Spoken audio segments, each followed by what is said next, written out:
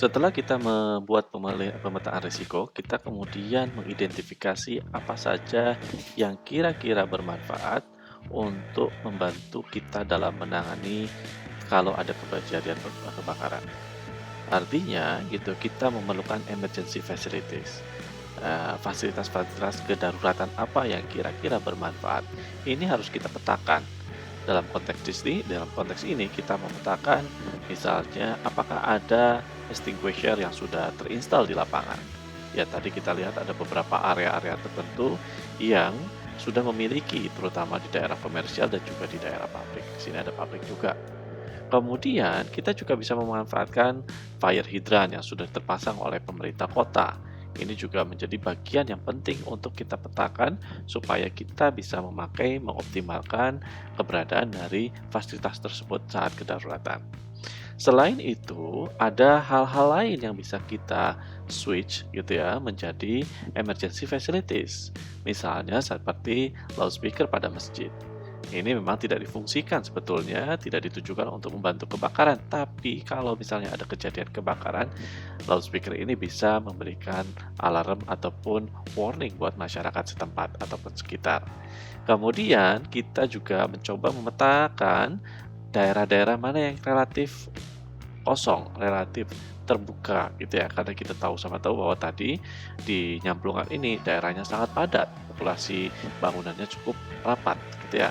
Artinya kalau ada open space, ada ruang-ruang terbuka, ini bisa dimanfaatkan oleh masyarakat sekitar, terutama sebagai tempat evakuasi ataupun assembly point. Selain existing emergency facilities, kita juga harus merencanakan propose emergency facilities atau apa-apa yang memang benar-benar dibutuhkan pada saat respon kedaruratan. Nah, kita bisa melihat ya, eh, ini ada sekitar 9 infrastruktur yang kira-kira bisa membantu masyarakat di sana untuk dapat merespon kebakaran dengan baik. Jadi, kalau misalnya kita lihat ada durasi tertentu yang menjadi standar untuk PMK nyampe ke dalam kampung ini kalau terjadi kebakaran. Nah, dalam waktu durasi tersebut sebenarnya diharapkan internal sistem yang akan mengurangi resiko sebelum dia membesar. Nah, internal sistem ini bisa saja, misalnya saja pada level rumah tinggal, gitu ya, wet shack ini atau karung goni lah kasarnya ya.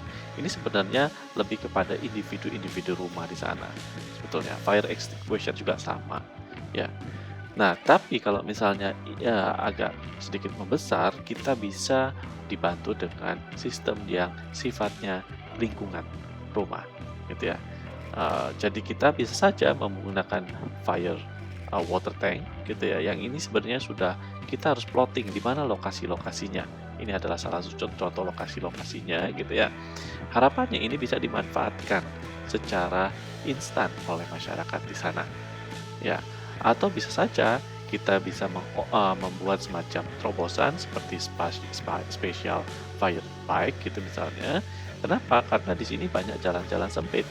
Bisa saja gitu ya, mobil pemadam kebakaran itu hanya di jalur-jalur utama saja, bukan pada lingkungan-lingkungan perumahan yang sempit yang hanya 1 sampai 2 meter tadi lebar jalannya.